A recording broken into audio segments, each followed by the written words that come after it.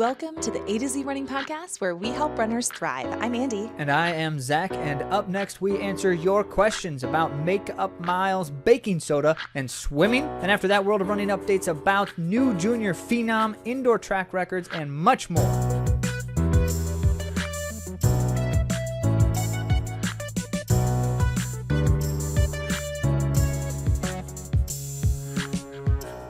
Welcome back once again. Glad to have you with us for our end of month Q&A episode. We're going to answer your questions about some really interesting things, some uncommon questions here, including one about baking soda and running. That'll be fun. And with that, if you missed a chance to submit questions and would like to, as always, please make sure that you do so by going to AtoZrunning.com/question. You can submit a question there. You can certainly ask questions on all the socials because we grab from those too.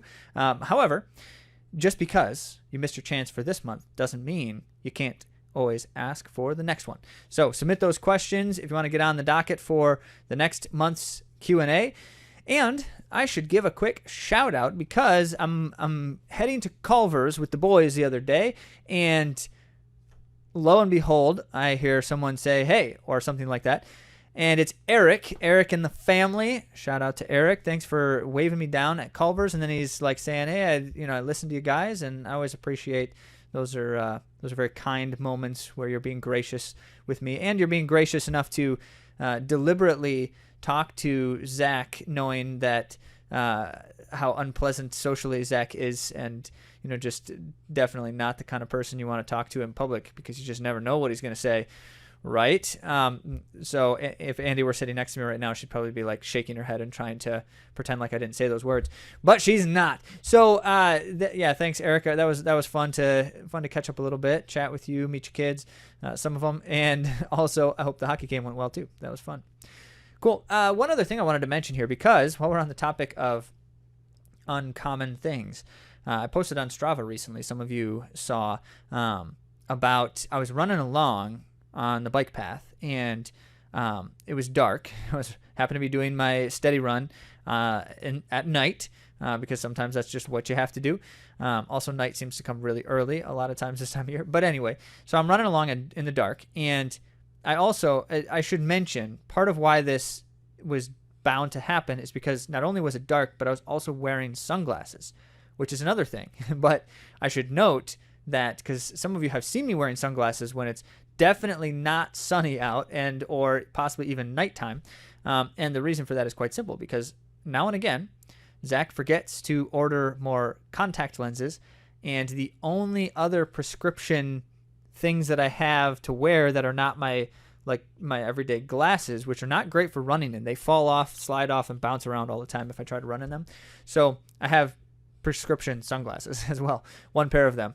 And so I'm wearing those quite a bit when I forget my contact lenses. Anyway, you didn't need to know all of that except for to realize that here I am running at night on the bike path with sunglasses on.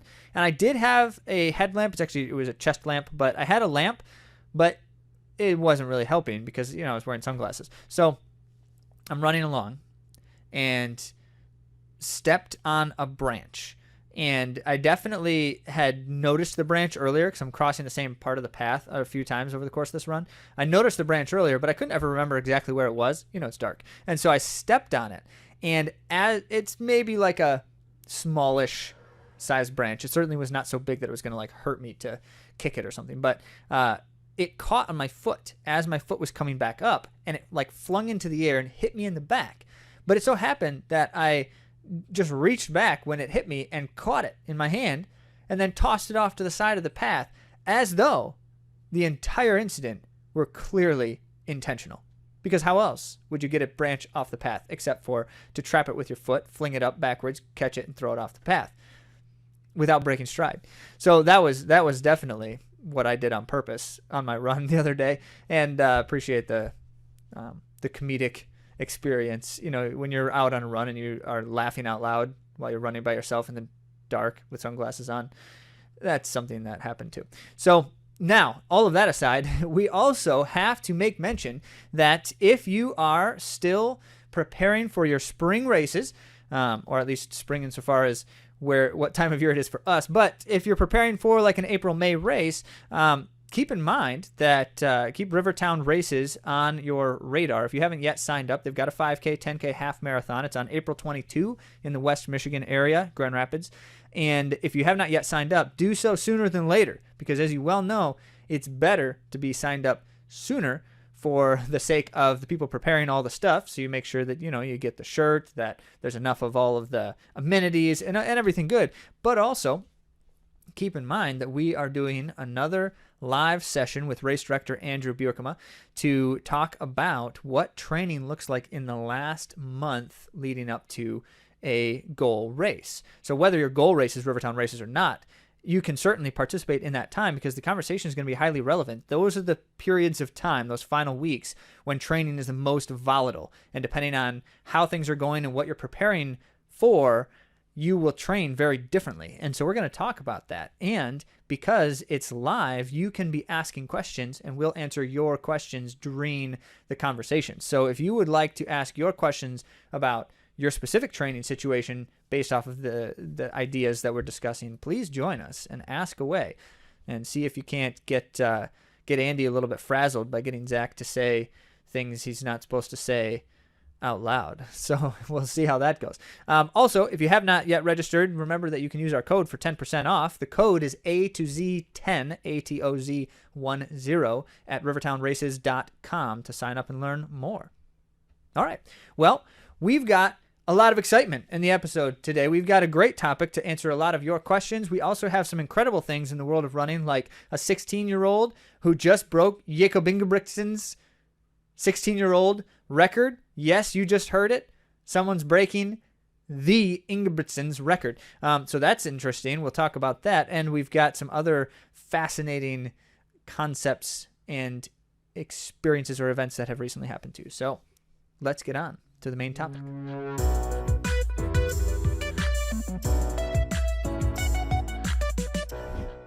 Hi everyone, our main topic today is listener Q&A. So we have a lot of great topics brought by you. So thank you all who have submitted questions for us. As Zach likes to say, it's our favorite episode of the month. And I really think that's because we get a chance to directly conversate about things that matter to you. And we love putting it in context and be able to really dive deep and more specifically into these relevant topics. So we're going to kick things off with Stephanie from Michigan. And she asks a question that we get a whole lot. And that is if we should be making up our mileage if we miss a run. Now, that's a really great question because a lot of us view our training by the mileage at the end of the week. And that can be a healthy way to track your progress or, consider what is coming next for you and how you're adapting and how the load is. But we do want to take a step back from that and look at it in terms of what you're trying to accomplish for that week. So let's say you miss a run and you are looking at that final mileage and you're like, it's not going to be as high as the previous week.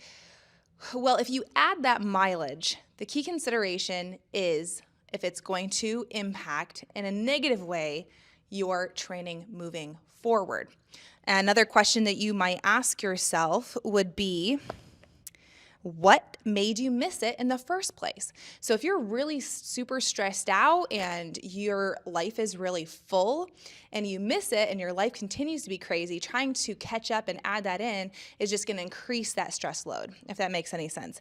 Also, if it's an injury or something that's been bothering you, does adding on this mileage when you have this lingering problem, is that going to do you any favors either? So that's also a consideration. Now, there would be times that you might be able to add mileage here and there, but that would be something that regardless of whether you miss that day, you'd be able to handle. So adding a couple 20 minutes, half an hour even, or adding like an extra jog, those would be things that you'd be able to handle either way. But you have to consider what's coming next and if you're impacting your upcoming workouts and upcoming training. So consider all of those things. Most of the time you'd say to runners, quite frankly, don't try to make it up because we see runners then overdoing it after the fact in the later part of the week, and then that ends up having negative implications for their continued training. So trying to remove our pride from that final mileage at the end of the week and consider what's going to be best moving forward in our training. So that was an exceptional question, Stephanie, because many of you have had it, and hopefully this helps clear things up for you. Kelly from California asked our next question. But in fact, again, many athletes have asked me this question, and it's specific to the labrum repair recovery. Many of you know I've had bilateral hip labrum repair. I had one in the March of 2022 and in June of 2022. So I had both repaired, and I will keep it short because that, again, could be a whole series.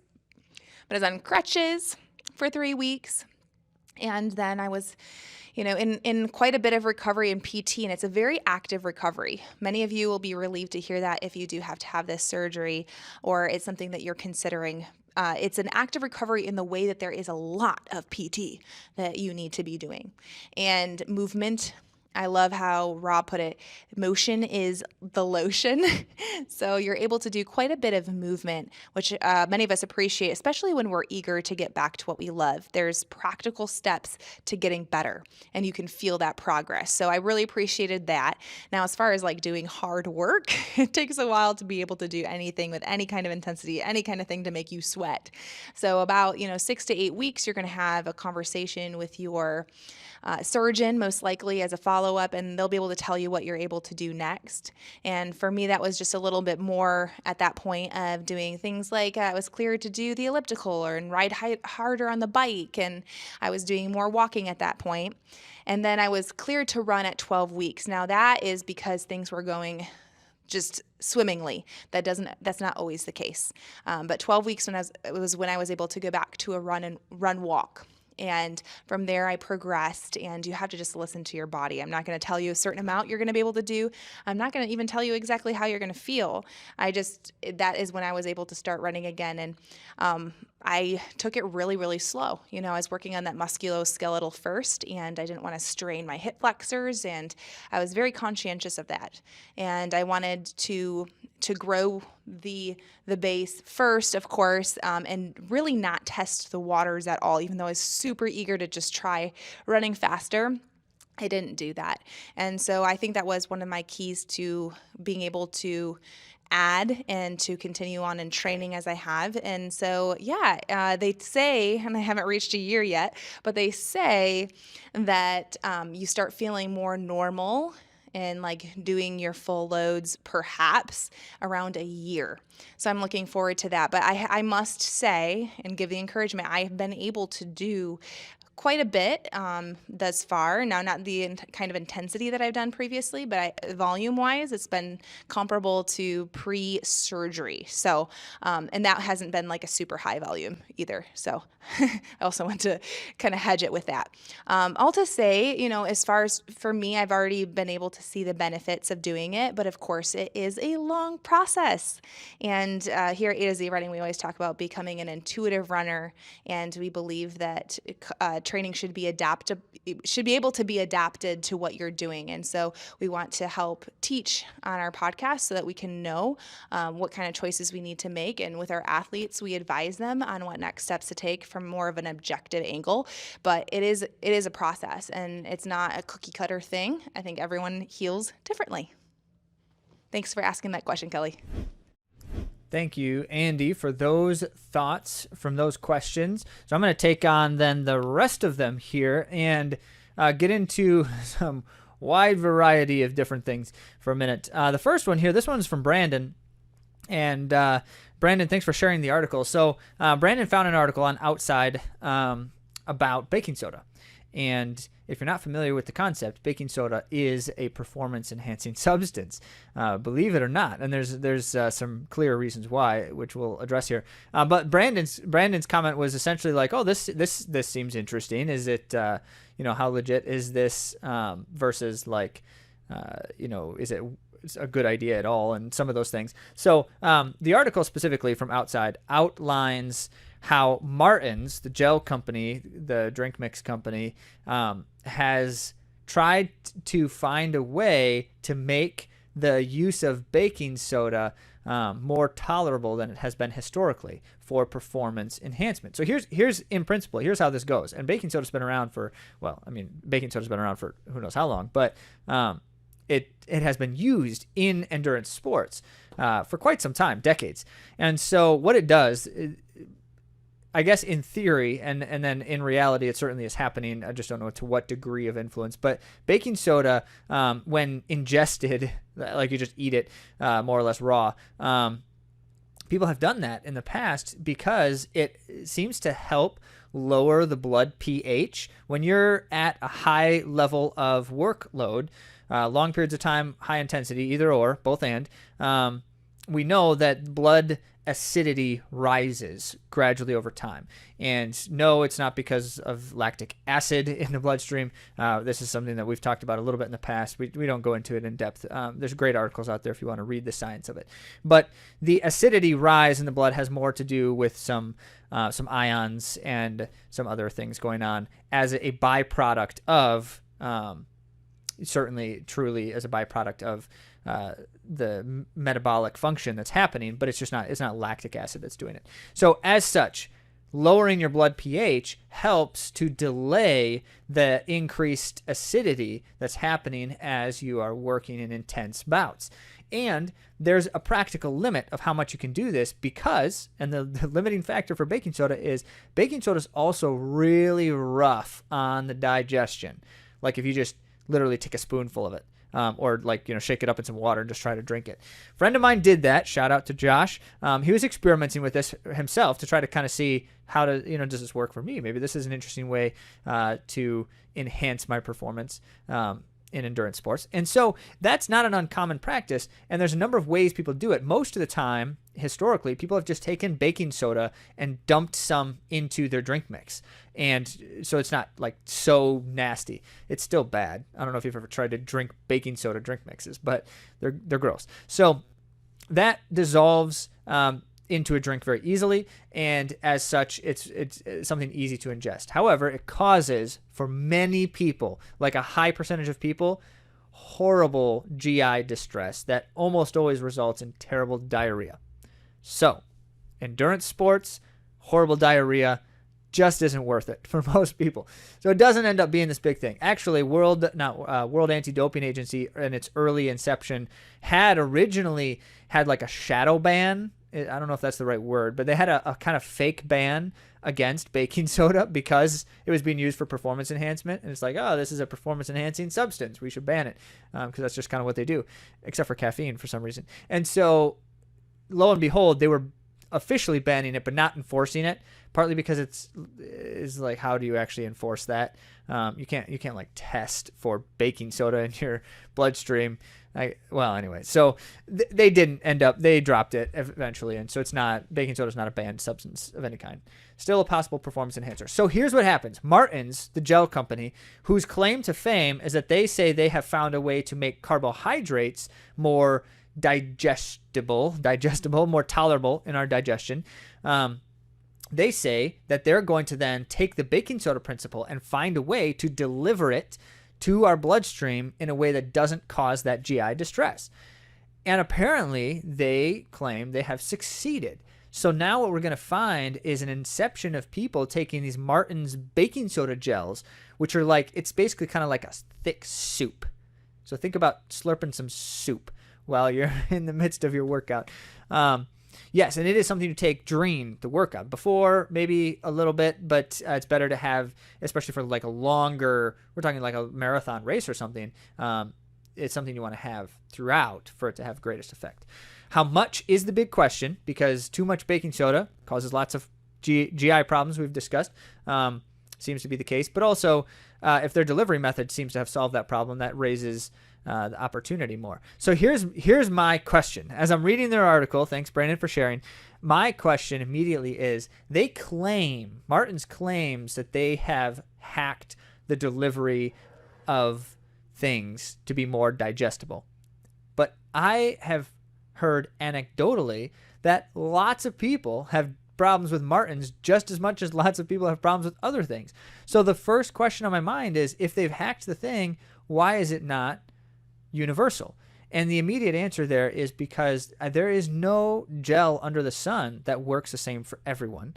And we can guess why, because we're simply not the same people with the same biomes in our guts and all of that. So I'm very interested in finding out how this goes. They have tested with athletes, especially apparently some Scandinavian athletes of various calibers, and to great success, they claim. So I'd be interested to just hear more, see more. So I'm not familiar with how best to acquire these Martin's baking soda gels, or even what that looks like, but try some. Let me know how it goes. I will not be, because I have lots of problems with lots of different gels, including Martin's, and so I'm not going to play the Martin's game very readily at the moment, but we'll see.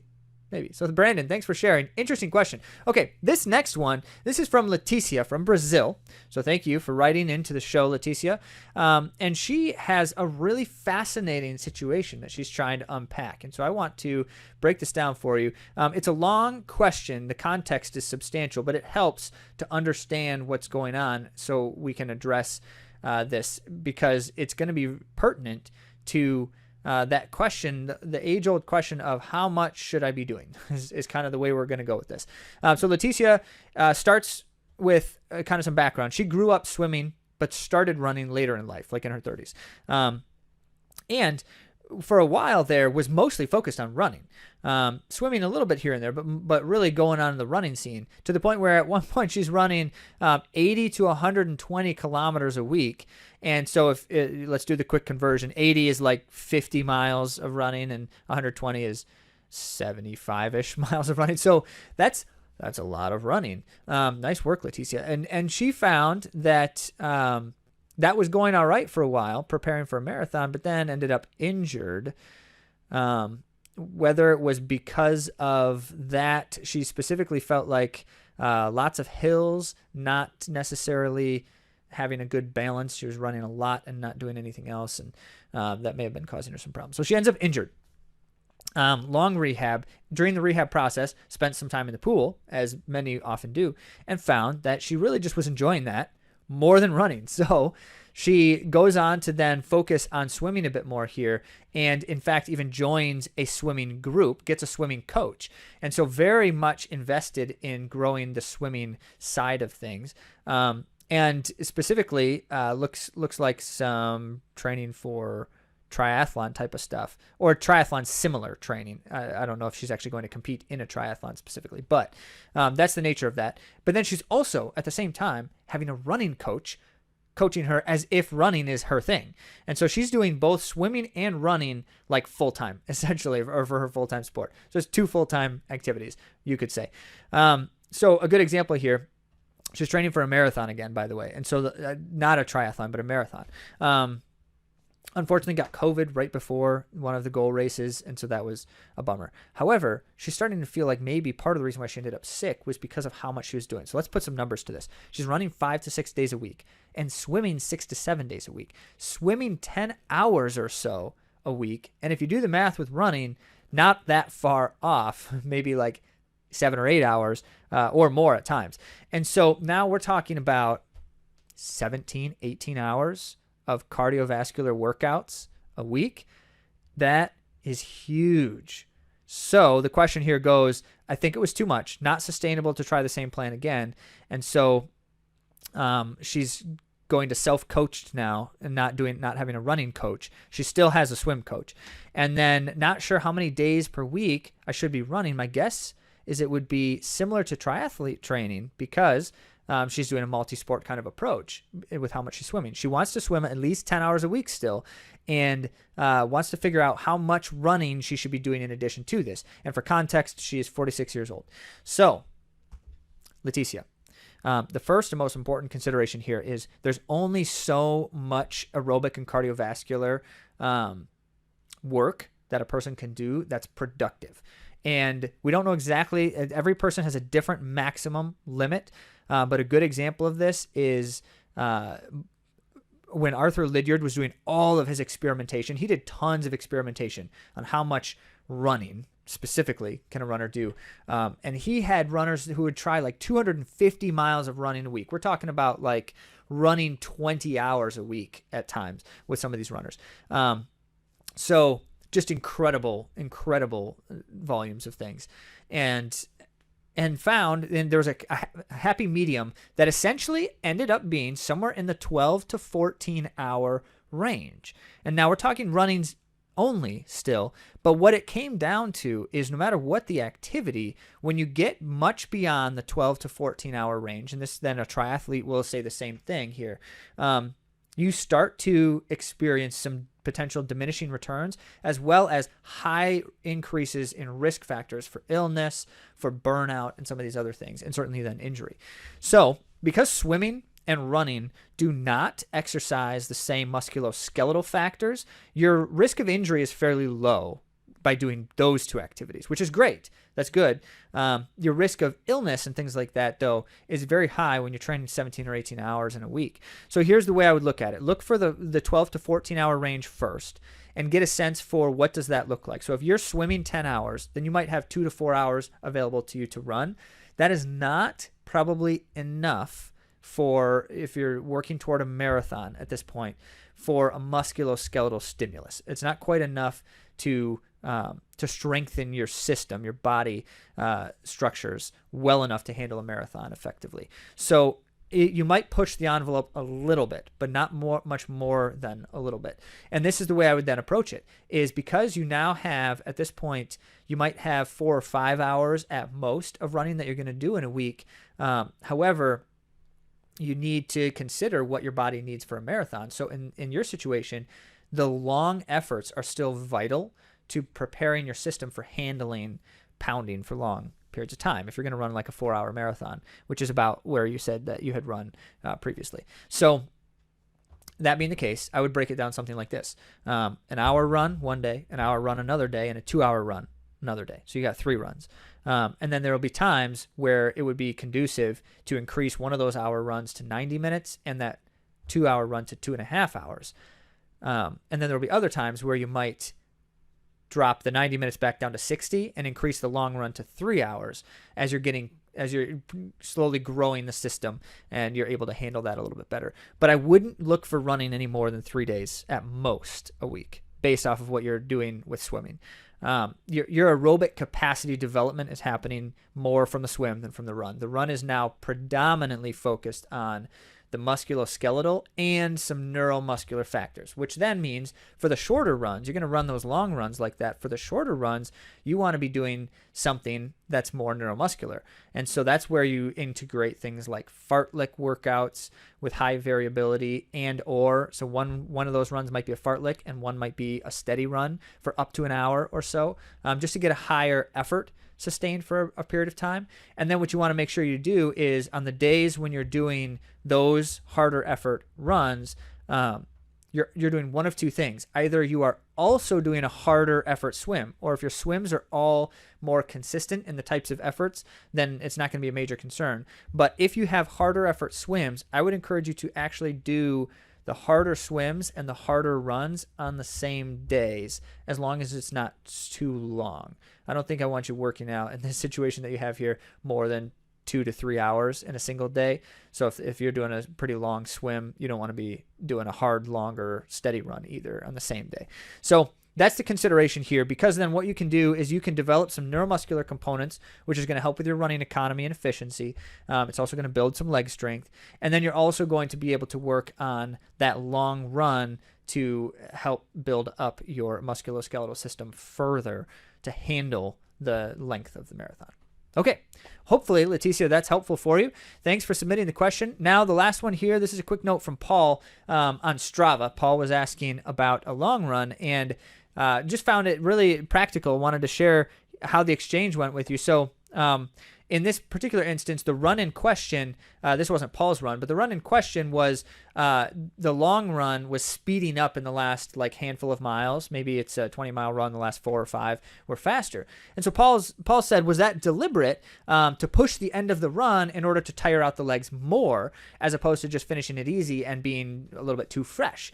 And I thought that was a really interesting question, so I wanted to comment on it. We exchanged some comments there, but then I wanted to share those thoughts here too with you all, because this is a very common consideration. And so you have two sides of this coin. The first is for the concept of a fast finish long run, a deliberate long run where you're finishing fast. I'm going to address that. And the other is, what about when you're just naturally, as you're gaining fitness and comfort, you're naturally finding yourself finishing a little bit faster on easy runs? It's going to happen. So those are two different scenarios, obviously two different motives or intent. The one is not intentional, and is the product of something. And then the other one is a deliberate workout. So for fast finish long runs, that's a very dangerous workout type because it's very easy to overdo it. And the recovery time when you overdo long, hard efforts is substantially longer than a normal workout's recovery time. If you've read any of Hanson's material on the concept, that's essentially the thing that they are the most concerned about for marathon training. So that's the thing to avoid. There are instances, there are situations where hard effort long runs are fitting and appropriate. And we're not going to go into that right now. And there's a lot to be said about it. We've talked about it a bit in the past. It's been some time, though. However, if you want to jump on our March 22nd live, when we go live on Facebook with Rivertown Races, we're going to be talking about those very concepts, in fact. So that's a nice little plug. Jump and join us March 22 for the live session. So here's the situation, though, that Paul's asking about. In this instance, it was an unintentional where the long run was just getting a little bit faster toward the end. And so here's the question. Is that okay if that happens, or should I try to keep myself slower, knowing that we're talking about now that the idea here is your long run should stay easy? In this question, I want your long run to stay easy almost all the time. It's a better, more efficient way to build aerobic development without risking substantial delay in recovery. So if that's the case, but what happens if I'm sometimes picking it up toward the end of my run?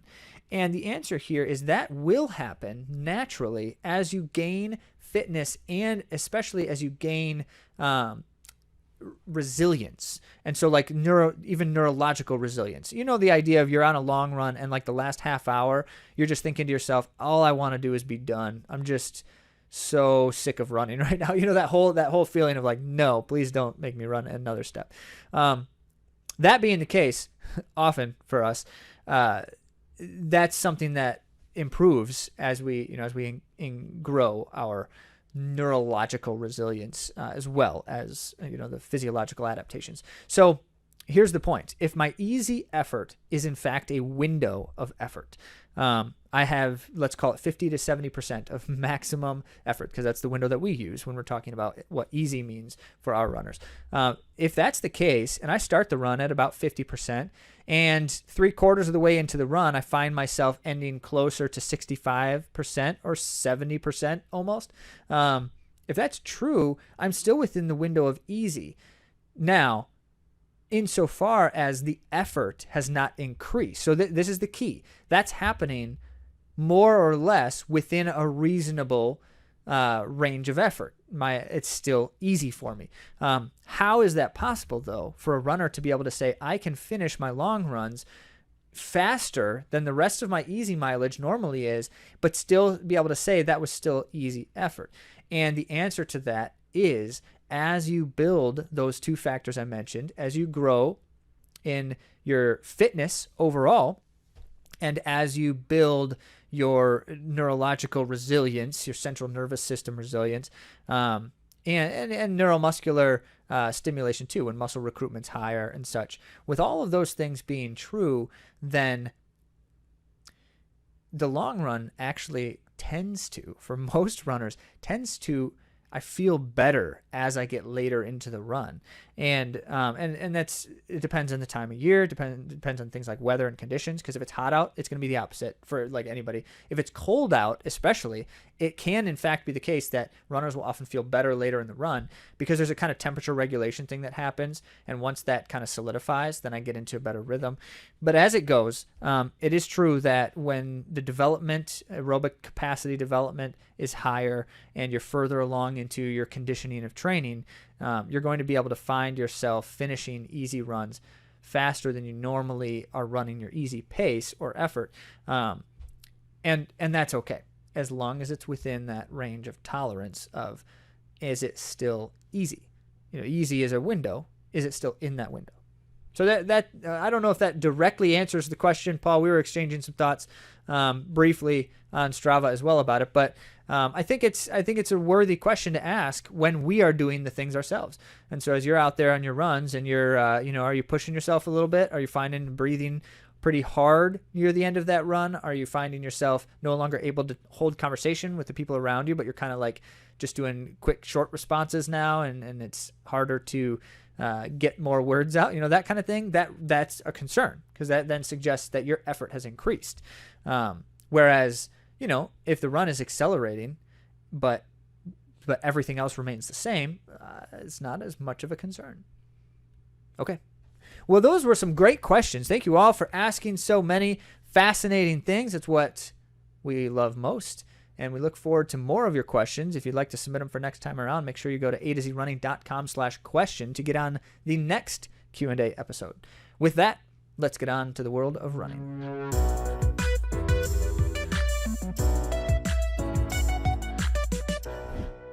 Well, before Andy gets started with the world of running, let's give a quick A to Z Runner shout out to Nikki for competing in a 15K race recently this past weekend, and solid work, Nikki. A good strong effort in otherwise not a focus area, and certainly kind of an obscure race distance as it goes too, which is always a little bit fun. I find doing something, just try a little different distance, change it up some. So nice work, Nikki. Congrats on that. We'll kick things off with some fast times down under in Australia. This was an exciting race because it had a variety of different runners in it. In fact, Oliver Hoare, who's been on the podcast before from On Athletics, he was in the race. I think he was down there because he had competed in an event previous, and I think it was the cross-country championships there. The World Championships were in Australia this year, so that's really exciting. But this race was a Maori plant meet in Melbourne, and the highlight was the 16-year-old Cameron Myers, who clocked a 3:55 personal best in his finish. That's like a super fast time for a 16-year-old. In fact, no one in history at that age has gone faster. He then claimed the Australian U20 mile record in this time, and he's only 16, so he has a few years if he would like to improve that U20 Australian record, because he's just so much younger than the stipulations for that age bracket. He was third in the race behind Oliver Hoare and Sam Tanner. This past week, we had the USATF Half Marathon Championships, which always proves to be a really exciting race and very competitive, because we're getting those who are going from marathon to half, and those that are 10K and they're going up to the half marathon. So there's just a lot of talent that we have seen on the roads in the U.S., and it was very exciting to see some incredibly close finishes on the men's side, which seems to be the theme. If you've heard us on this podcast before, go through some of these USATF road racing finishes. There's always a few who are gunning it out at the end, and it's thrilling. This was probably the closest one, if I haven't gone back and looked at all of them, but it was so close that I would bet this was the closest finish that they have had in many years. And before I give you the results, I'm going to tell you kind of how this broke down. This is from USATF's website, and I thought they did a good job of kind of bringing us through the race. So there was, like I mentioned, such good talent. And Thompson, let me give you his first name so that I have that as well. Jacob Thompson. Okay, so he was the one who was kind of pushing it out there in the beginning, and he ended up forming a gap with a chase pack behind him, who really did end up reeling in. It started about a pack of 10 men, but then that ended up stringing out, of course, as the race went on, because a half marathon is a pretty grueling race that can be done at a fairly high intensity. So he had pushed that pretty hard, and the group was chasing after him, and it was in probably the last, 3 miles that there was only 5 men who were in the chase pack. And that's kind of where this next step occurred, where there was a final turn and Thompson made a move, surging ahead, and he used the momentum, because he had been caught, to propel himself into the lead. Then He was able to fend off for the title, and this is his very first USATF title, so it's very exciting. Congrats to him, especially because it was such a dynamic field of athletes. He finished in a time of 1:02:38, but just behind him were Career and Zana Selassie, who battled to the finish. This is the second year in a row they've been doing that. Like, they work. It's just incredible to see how it elevates to have such an amount of talent racing each other regularly. So it's very thrilling. Now, Career did end up getting the win, but like they were within the same second, like the same tenth of a second. So the times were 1:02:39 and 1:02:39. That was Career and Zana Selassie. So they were the same stride. But get this, as I mentioned earlier, but you're probably running and not able to hear these numbers perfectly, 1:02:38. So less than a second difference between the winning time and then the two that were within the same tenth. So absolutely thrilling. And Simbasa was fourth overall in 1:02, which you hear his name quite often because he's often on the podium as well. So lots of amazing efforts and really great running that we saw on the men's side. And on the women's side, it was exciting because we had teammates crossing first and second. Lauren Paquette and Alifine Tulimak were those that pushed in the lead, and they ended up being the 1-2 in the race, Tulimak over Paquette, and they were able to really run strong races. Both the two of them, they gave each other a big hug at the end, and it looks like the 7th USATF title for Alifine Tulimak. You'll remember she's an Olympian for Team USA in the Tokyo Olympics, and she was the winner of the Olympic trials back in 2020, as well as many numerous awards. It would take a whole episode to tell you all of them. Now, Nell Rojas, she ended up in third place, so very exciting and strong finish for her as well. They continue on this road racing circuit, and it's very exciting because in the end, there's lots of awards. There's money to be made on the streets this way, so very exciting, and we look forward to more. Let's quickly bounce back to indoor track.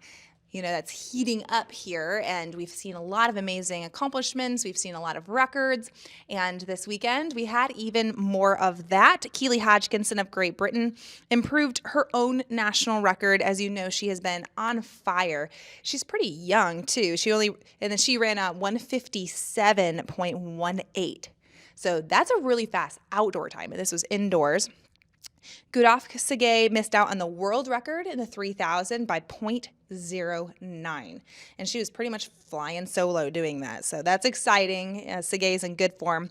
And then Femke Bol destroyed the indoor 400-meter world record with a time of 49.26. So amazing things happening in the indoor track and field scene, and we're going to see even more coming up. And one more for you in a bonus offering for the world of running this week, simply because I had to spend a moment sharing this article.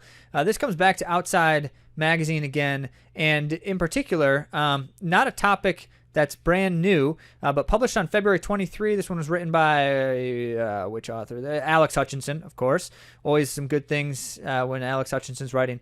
Okay, so not a novel topic here. This is what they call the Norwegian model or method. Is it model or method? The Norwegian model. We're talking now about what Jakob Ingebrigtsen is doing for training. And he's not alone in this, but the reason they're calling it the Norwegian model is because his dad, Gert, was essentially the one originally credited with kind of developing their approach. I should say that in the article, Hutchinson specifically lays out how someone else contested that claim, and then had the receipts to back it up, like showing email exchanges and texts with Gert where Gert was learning from the other guy about some of the things that he's doing. So it's like, okay, we don't know what's exactly going on there. But my point here is the article is really interesting because Hutchinson goes into what essentially someone's doing some studies on this, and they're trying to kind of break down the science of what the Ingebrigtsen family has been doing with this kind of stuff, and why so many others are apparently trying to adopt their approach to benefit. And it is not terribly complicated. It's also not terribly novel. They just have a way of going about it that is Very, very precise. So here's what it is. In essence, if they have a term here for what their approach is called. It's like the lactate informed something or other, something. Let me find those words for you. I got to scroll all around before I can get the actual title. Okay. The Norwegian Model refers to lactate guided threshold interval training within a high volume, low intensity approach. Okay. Let's define the terms. As Hutchinson writes, high volume, low intensity is not particularly novel. It just means doing a lot of easy running and a small amount of intense stuff. So they might run, in the paper, they specifically outline 110 miles might be the weekly average. And they're doing only 3 hard efforts session or 3 hard effort days a week. 2 different kind of threshold related things. And then one that's like maybe some kind of hill sprints or something. So that makes sense. That's a very common concept in running training in general. The volume of what they're doing and the mix and combination and balance of what they're doing, very standard issue type of stuff. It's not the only approach you see at the professional level, but it's certainly used to great effect. So then what do those hard efforts look like? And that's what they're kind of using to define what's unique about their approach. In essence, their threshold work days, well, first they do two sessions. They do a morning and an evening or afternoon, which is, again, not terribly uncommon. There's an argument to be made that is more effective than a single session. There's an argument to be made that it is less efficient, potentially. So more effective, less efficient. It kind of depends, because it depends especially on how much effort you're giving.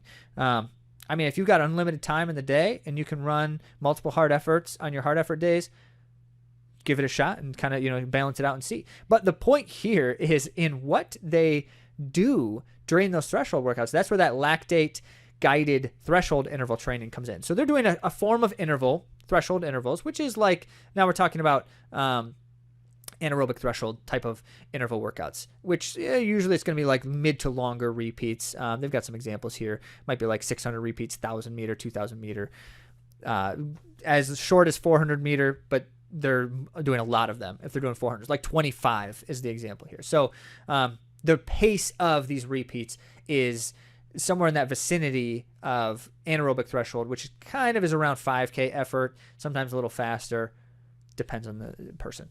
So if that's true, how is this lactate guided thing happening? They're literally checking their blood lactate levels. They are pricking, I think he said like either their ear or their finger, like they're doing blood testing during every single interval after every single interval. And so why would they do that? Because they can gauge how hard you're going in a literal sense based off of what's happening internally. So I have contended many times since this method first became known that they were doing this, I have said that this is a really insightful way to try to approach effort-based training, because it is literally effort-based now. They're just like actually measuring their efforts by what happens inside your body when you give certain degrees of effort. That is insightful in terms of what they're doing, but I argue repeatedly that it is also handicapping the runner, because you don't have to judge your effort. It's being judged for you, and that feedback is telling you how to adjust, which ultimately you could still end up in the same place, certainly fitness-wise, but also like the intuition can grow because of the feedback you're getting. You have a true understanding of whether you're giving the right amount of effort, and that's really not a bad thing. But I feel like for most people, certainly it's impractical. We just don't have access to things that we can prick blood and test it constantly for lactate levels. But all that aside, not terribly concerned about that, because if there's a will, there's a way. You can find the equipment to do that if you want to. However, it is outside of the spirit of the thing you're trying to aspire toward. So for most runners, where we are trying to maximize our development ultimately to be able to do the thing we want to do, for instance, in a race, I don't have access to that. I do not know my blood lactate levels in a race. So I am handicapping myself to become dependent on that in a critical situation when I'm not going to have access to it. Now, I get it when many people say, yeah, but you're learning. And so over the course of training, you kind of have figured out how to give the right amount of effort because of that feedback. So I guess try it out if you have access to the equipment. I'm not opposed to that, but I do think that there's a case to be made in opposition to that approach at times too. So all of that to say, it was a really interesting read. I'm going to link to the article if you want to take a look at it yourself and get all the data. It certainly is compelling, and they're having great success with the work they're doing. So anytime that is true, it's worthwhile to give it a read and know what's going on. So that's all we've got for you today, but there's always more to come. And the best part about it is when we can talk to you directly about your thoughts and questions. So submit those questions if you've got them. Engage with us on the social media places, especially YouTube, because the videos are great and you can comment right there. And we are always glad for the conversation. And yeah, if you see us in a Culver's, if you spot the A to Z Running logo, it's true. It's true that we have logos on basically everything we wear. So we are easy to find. But we always appreciate interacting with you all, and that's what makes this so much fun for us. And as always, if you find yourself in a bind and you don't know how to get out, we might have some support that could help you. And the best way to find out more about that is to go to atozrunning.com/coaching. Learn more about our various service options right there. Thanks again for joining, and we'll talk to you next week.